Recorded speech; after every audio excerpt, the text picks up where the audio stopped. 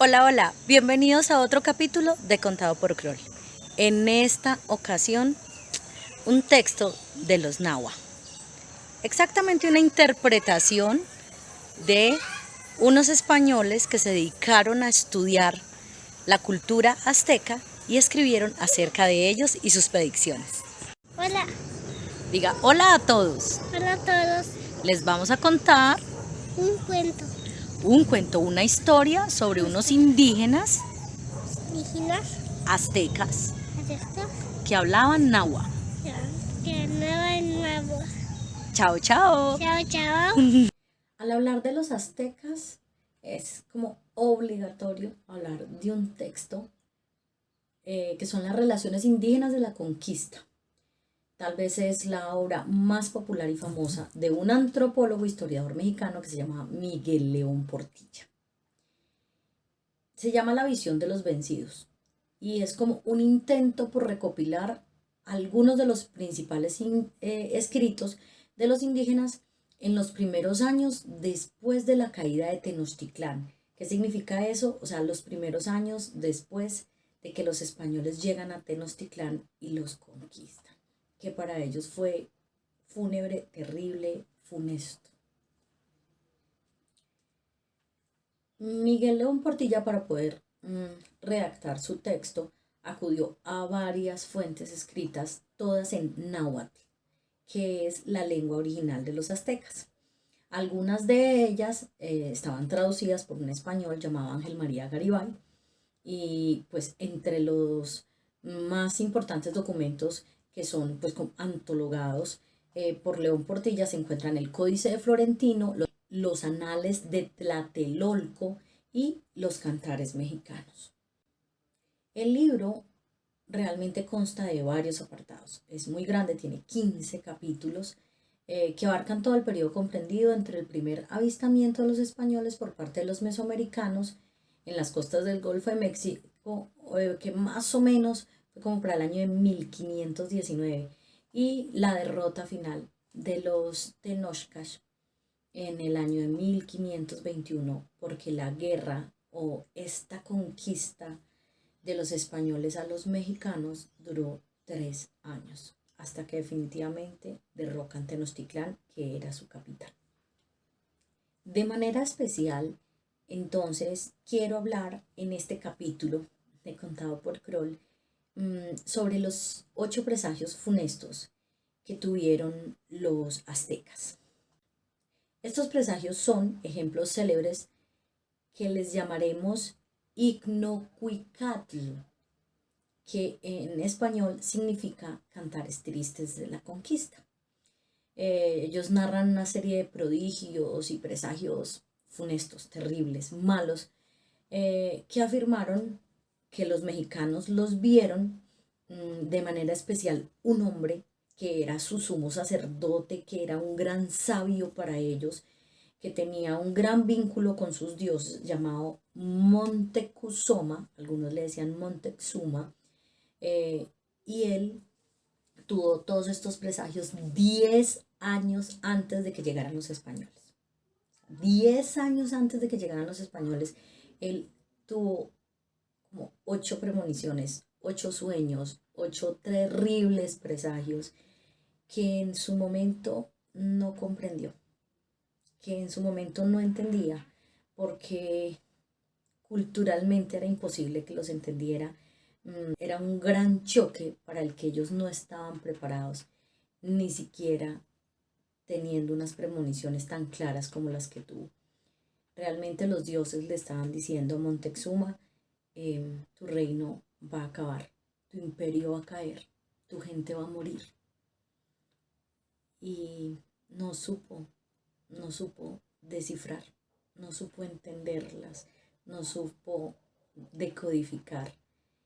Y aunque su corazón le decía que eran muy malos, de todas maneras hubo cosas que jamás pudo descifrar, y esas cosas que nunca pudo descifrar le costaron la vida a un imperio gigantesco y hermoso como fue el imperio azteca.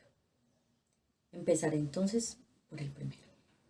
10 años antes de que llegaran los españoles, primeramente, se mostró un funesto presagio en el cielo.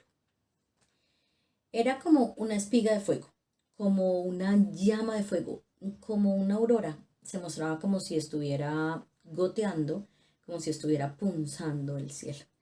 Era ancha de asiento y angosta de vértice, bien al medio del cielo, en todo el medio, bien el centro del cielo, siempre la veían. mm, Parecía estar clavada pues allá, que no se bajara nunca. Tenía su principio como desde el suelo, desde la tierra donde comenzaba muy, muy ancha y luego se iba adelgazando, adelgazando, haciendo punta hasta que llegaba a tocar el cielo como si fuera una pirámide, más o menos, me hago entender. Así se veía, siempre salía por el oriente, llegaba a la medianoche, se manifestaba y al amanecer todavía estaba allí. Por la mañana tal vez ella no desaparecía, pero el sol era tan potente y tan poderoso que pues disminuía, se hacía como menos visible por los rayos del sol, por la luminosidad. Y en el tiempo en que ella apareció, más o menos, duró un año entero en el cielo. O sea, ese resplandor, ese fuego que ellos vieron, duró un año en el cielo, comenzó a mostrarse en el año que para ellos se llamaba la 12ª casa, o la casa, sí, la 12 casa, equivalente al año de 1517. Cuando todo este prodigio se veía, los naturales, pues obviamente se sentían re mal, ellos daban gritos de dolor, daban alaridos, ellos daban señales de que estaban literalmente espantados, no hay otra palabra para decirlo, ellos se daban palmadas en la boca, bueno, todo ese llanto y esa tristeza iban acompañados de sacrificios de sangre y de cuerpos humanos como ellos siempre solían hacer, para tratar de calmar una calamidad y una tribulación. Bueno, y para este tiempo era lo normal, que siempre se ofreciera a los dioses algo a cambio de que nos librara de las cosas malas. Así nosotros hacíamos sacrificios para cada una de las supersticiones que teníamos. Ellos realmente no entendieron por más que lo quisieron.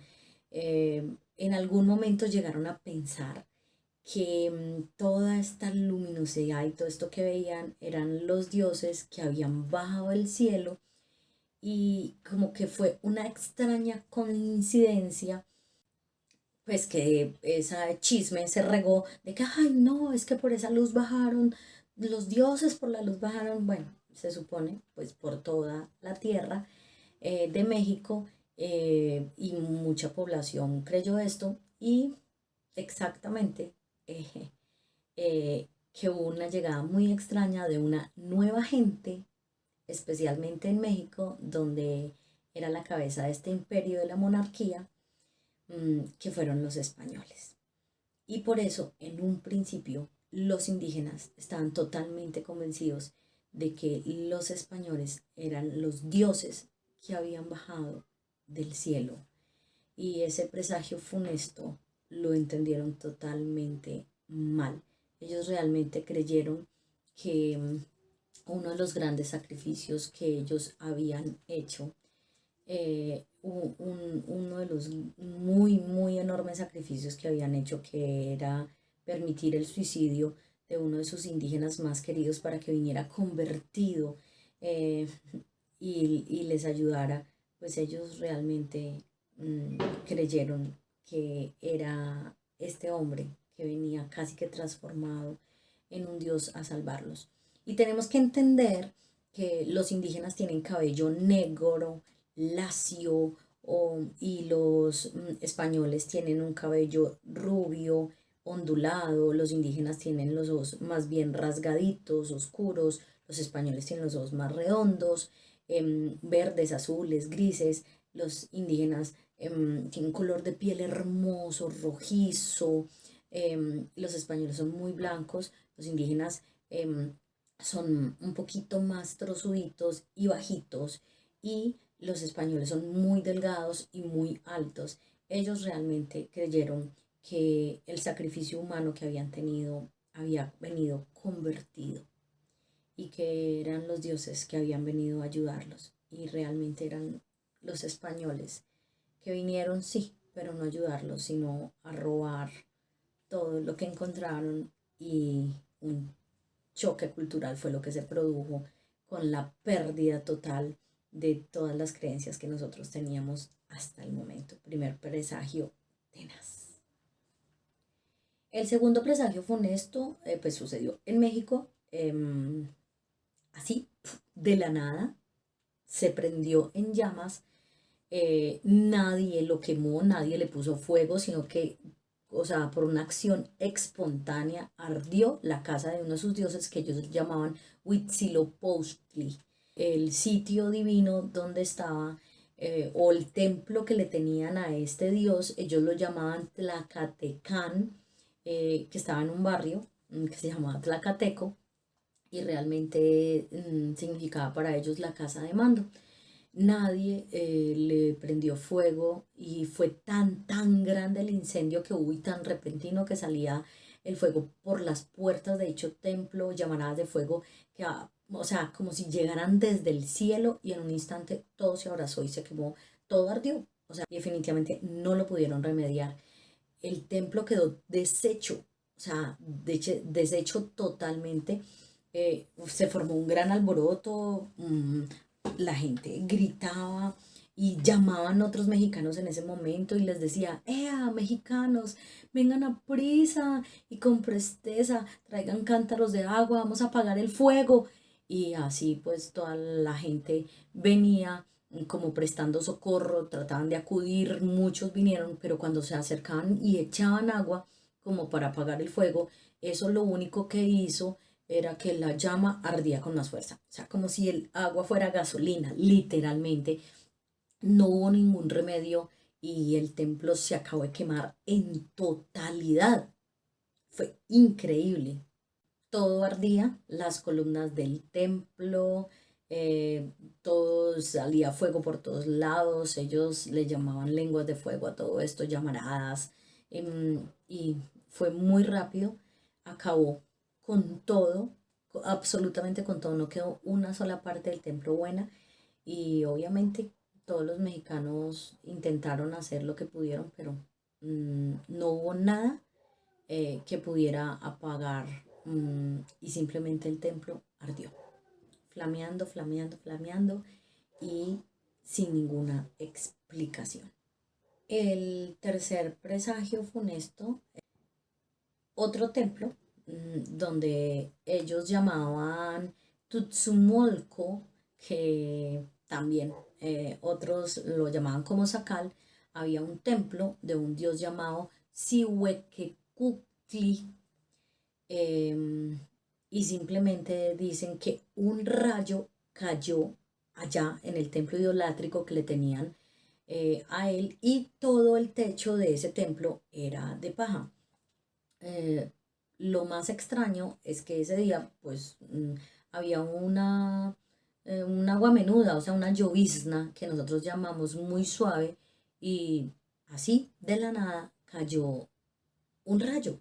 O sea, no escuchamos el trueno. Recuerden que el trueno es el sonido, el relámpago es que como lo vemos, y simplemente fue como una pequeña luz, y luego ¡puf!, todo el techo del templo se incendió. Todos ellos se quedaron como que, y lo tomaron como un mal agüero, como un prodigio, una mala señal. También este templo se quemó en totalidad, no se salvó ni siquiera un pedacito del templo. Lo que ellos no entendían es que ese día no estaba lloviendo fuerte, era una lluvia muy leve, y por eso ellos decían que era como que fuera un golpe de sol, porque no entendieron más, y así su segundo templo fue destruido. Fue su tercer presagio funesto, su tercera mala señal de que algo muy malo iba a llegar a sus tierras. El cuarto presagio funesto, ellos decían que todavía había sol, todavía, o sea, había luz, todavía había sol, y cayó fuego. Y ese fuego se dividió en tres partes. Salió de donde el sol se mete, o sea, por la parte del occidente, y iba derecho viendo a donde sale el sol. Pues, o sea, que se iba para el oriente, como si fuera una brasa, decían ellos, y iba cayendo en lluvia de chispas, como lo que nosotros interpretamos ahora como un cometa, solo que eran tres. Era larga, llegaban sus colas, pues, que ellos casi ni podían ver el final, y que aunque estuviera de día, estuviera haciendo sol, un sol fulgurante y tenaz, era tan fuerte la luz que estos tres rayos producían que no dejaban de verse. O sea, el sol no los escondía. Eran literalmente cometas del cielo por el aire, tres, con toda la fuerza y la violencia que nos podemos imaginar. Ellos iban desechando y desapareciendo como si brasas de fuego o centellas por donde corrían fueran cayendo. Llevaban unas colas muy grandes, nunca lo pudieron explicar, no pudieron, bueno, y ellos decían que el sonido que producía era muy fuerte, eh, pues eso les produjo terror, eso les produjo muchísimo miedo y también lo tomaron como un presagio malo de que definitivamente algo muy, muy malo iba a suceder en su territorio y no estaban equivocados. El quinto presagio funesto es el agua hirviente. ¿Y por qué se le llama así? Imagínense ustedes simplemente un lago que normalmente no tiene olas, porque el que tiene olas es el mar. Bueno, pues simplemente es como si el viento hubiese hecho hervir el agua de un lago, como cuando ponemos una olla con agua en la estufa a toda la candela, así, con furia estaba hirviendo, como si en pedazos se rompiera al revolverse. Fue un impulso y entonces todas las olas crecieron, llegaron muy lejos, se levantaban súper altas, como un maremoto, como un tsunami, pero el agua era hirviendo, el agua estaba caliente, el agua hacía ebullición.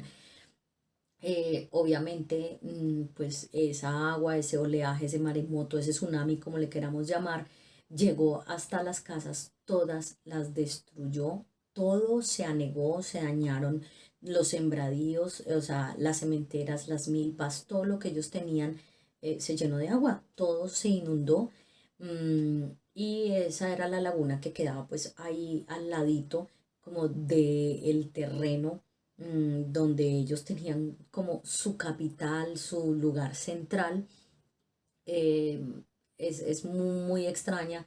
Ellos decían, bueno, es que dijéramos que llegó un viento carrafal o que llegó un tornado y entonces levantó las aguas, ¿no? Ellos dicen que simplemente de la nada las aguas empezaron a hacer ebullición y listo, y salió oleaje de un lago. El agua siempre hervía y hervía y espumaba en tanta manera que se levantaba y alzaba en gran altura. Obviamente bañó o dañó más bien la mitad de las casas de México y pues todas ellas se cayeron, se hundieron y cubrió todo. Y esa inundación dañó la mitad de la ciudad, más de la mitad de la ciudad, y muchísimas personas perdieron la vida. Y ese fue su quinto presagio funesto. El sexto presagio es una historia que hasta el tiempo de hoy todavía sigue vigente y tal vez ustedes la conocen como la leyenda de la Llorona.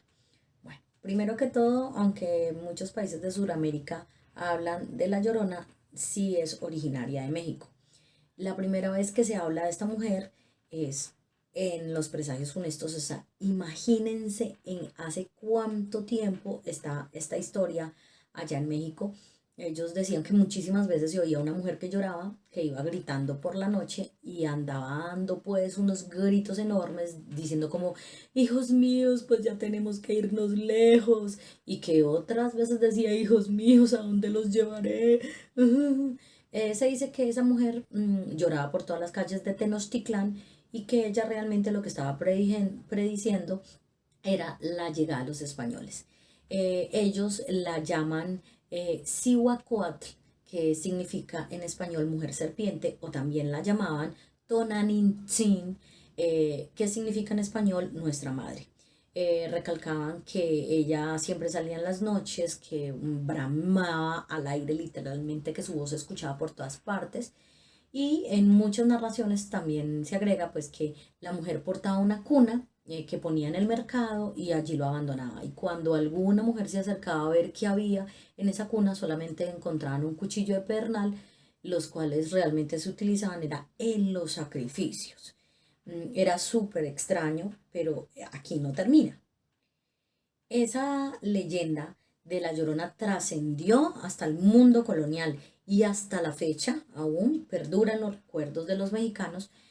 Un hombre que se llama Luis González Obregón, un cronista mexicano, escribió en su libro que se llama Las calles de México, lo escribió en el 2003, y él decía que a mediados del siglo XVI los vecinos de la ciudad, allá en México, escucharon agudos y muy tristes gemidos, que los hacía siempre una mujer con un traje de velos blancos que recorría las calles del centro, y al llegar a la Plaza Mayor se hincaba, o sea, se ponía de rodillas y volteaba al oriente para lanzar el último y angustioso lamento durísimo, y después ella continuaba su camino hacia las orillas del lago.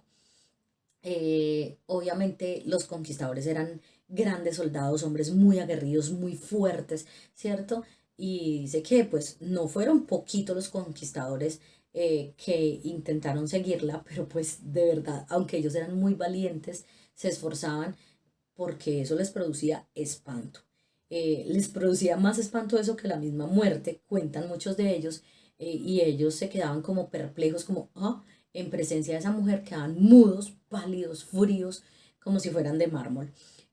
Los más valientes o los que más se animaban apenas se atrevían a seguirla, pero pues a distancia, aprovechando cuando había luna, porque cuando no había luna nadie se atrevía ni siquiera un poquito a seguirla, y ninguno de ellos lograba otra cosa que verla llegando al lago, y como si ella se sumergiera entre las aguas y no podían ver más de ella, o sea, no sabían qué era lo que pasaba, simplemente es como si se ahogara, como si se hundiera, pero como al otro día volvía y aparecía, y así sucesivamente, y le pusieron el nombre de La Llorona.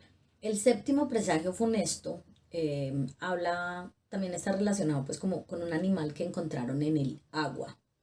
Los laguneros, ¿cierto? O los pesqueros, pescadores, como le queramos llamar, en esta laguna mexicana, algunos se hacían llamar nautas, otros piratas o canoístas, bueno, cazadores, como le quieran llamar. El hecho es que ellos tiraban sus redes y cazaron, en vez de un pescado, cazaron un pájaro, un ave que era como color pardo y se parecía a la forma de una grulla. Pues nunca habían visto un ave así, menos en el agua. La llevaron ante Montezuma o Montecuzoma, que era su sumo sacerdote, pues para que la viera. Ellos estaban, bueno, se la llevaron a una sala especial que se llama el Palacio de la Sala Negra, que era como el lugar de la magia. Llegaron allá con el pájaro, eh, un ave totalmente extraña. Todos se quedaban como admirados, no se podían imaginar pues su extrañeza, raro, nunca la habían visto. Ella tenía en la cabeza como una diadema redonda y tenía acá como una especie de espejo redondo, muy diáfano, claro y transparente. Por lo que se veía en ese espejo, se veía el cielo y las estrellas. Los astrólogos llaman el signo de Géminis pues a lo que, según las descripciones, es lo más cercano. Y cuando pues Montezuma o Montecuzoma vio eso, él lo tomó como un mal agüero, como un mal prodigio, una mala señal. Y él podía ver las estrellas allí. mm, Se asustó muchísimo, se retiró, tomó aire para acercarse una segunda vez y mirar qué era lo que realmente se veía en ese espejo extraño, que además ellos nunca habían visto un espejo, nunca, nunca. Cuando se acerca la segunda vez Montezuma para ver, pues y admirar por esa diadema y la cabeza del pájaro, vio un montón de gente que venía marchando, esparcidas y en escuadrones, como con mucho orden, muy aderezados, muy bien vestidos, vestidos para la guerra, batallando unos contra otros. A él le dio mucho miedo. Además, él explicó inicialmente que veía como hombres con figura de venado. Ya les voy a explicar exactamente. Y otros animales. Entonces, él tuvo tantas visiones, pero todas eran como deformes para él. Él le dio mucho susto, tenía mucho miedo de que tantas cosas terribles estuvieran pasando. Llamó entonces los agoreros, que son como adivinos, brujos, hechiceros, magos, bueno, que le ayudaran como a ver si alguien entendía qué era esa cosa tan rara que le estaba viendo allí. Y vinieron, pues todos estuvieron allí en presencia y todos, bueno, y pues usted, ¿por qué está tan admirado? ¿Qué es lo que este? Y él les mostró. Digo, bueno, mis amigos, mire, yo he visto cosas extrañas en la vida y esto.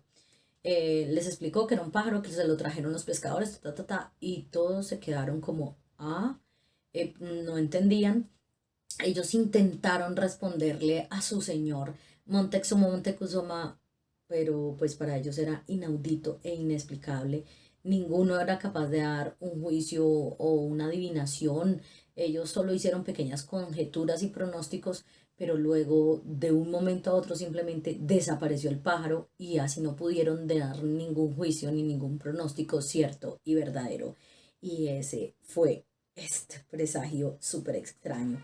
Les digo, nosotros en esa época el animal más grande que teníamos era el venado. Nosotros no teníamos caballos, no teníamos burros, asnos, muletos, nada de eso.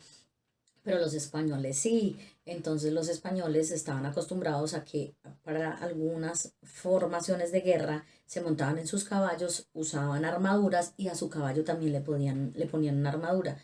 Entonces lo que Montezuma vio realmente fue la llegada de los españoles, la guerra que iban a tener, vio todos los soldados marchando, pero realmente él creyó que eran como dioses, como mitad venados, mitad hombres, porque era el animal más grande que conocía en ese momento. Y otra vez malentendió el presagio, porque obvio era normal y natural que no entendiera todas estas cosas raras que estaban sucediendo, eran inexplicables para él. Mm, Fue muy, muy, muy triste, de verdad, que no entendiéramos que los dioses nos estaban diciendo, cuídense porque su cultura va a morir y su imperio va a caer. El último presagio honesto, el octavo presagio, fue que simplemente así de la nada, y muchísimas veces, no una ni dos, veían hombres que estaban unidos en un solo cuerpo, pero tenían dos cabezas o tres cabezas. Los indígenas a ellos los llamaban Tlacantzozole.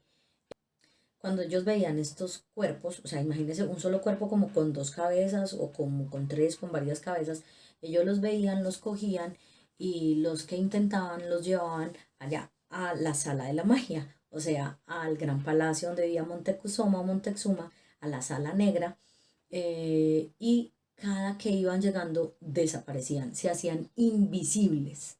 O sea, Montezuma realmente no entendía qué era lo que estaba pasando con todo esto. Em, Ellos pronosticaron definitivamente que iba a venir el fin, que iba a haber un acabamiento, como ellos decían, porque decían que habían de venir otras nuevas gentes o que iban a venir unos nuevos habitantes del mundo. Y pues se pusieron muy tristes y tenían muchísimo miedo, no sabían, o sea, ellos no sabían qué juicio emitir, ellos no sabían cómo entender esto, no sabían qué hacer con tantas cosas raras. Eran muy extrañas y muy nuevas, nunca antes vistas, nunca antes oídas. A ningún brujo, a ningún ser, a nadie entendía lo que estaba pasando. Y ese fue su último presagio funesto. Además, como sucedió 10 años antes de que realmente llegaran los españoles, o sea, el primer presagio empezó 10 años antes, cuando los españoles llegaron, ellos ya no lo tenían tan presente, tú no recuerdas un sueño que tuviste hace 10 años, hoy cuando ves eso. Em, Así que hubo una gran confusión y por esto los indígenas malinterpretaron todo. Ejemplos simples es que cuando vieron la primera arma de fuego que los españoles traían, que eran unas armas que se les echaba pólvora, ¿cierto? Y luego pues se le echaban los balines y disparaban, ellos creían que realmente eran los dioses del fuego y del trueno. Los españoles aprovecharon absolutamente todo esto, aunque en un inicio los españoles tenían mucho miedo de los indígenas porque creían que éramos como unos caníbales y ellos creían que éramos seguidores del diablo, pues porque nuestro dios era diferente al de ellos, teníamos muchos dioses, ellos creían que éramos simplemente, nos llamaban paganos, pero ellos creían que realmente todos nuestros dioses eran como demonios y que le orábamos al diablo o a los demonios.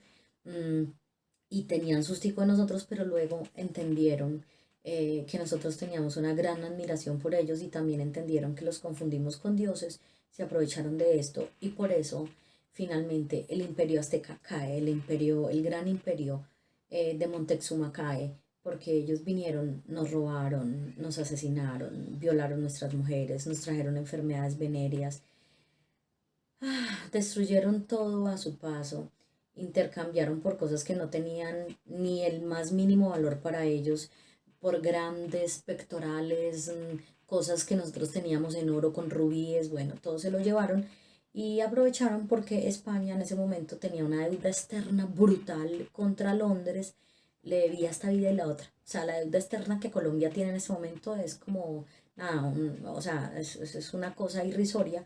Debían demasiado dinero y se llevaron tanto dinero de toda Latinoamérica y de toda esta zona, que pagaron toda su deuda externa y luego se convirtieron pues en el país que son hoy. Em, es muy triste y por eso se le llaman presagios funestos, fúnebres y tenaces.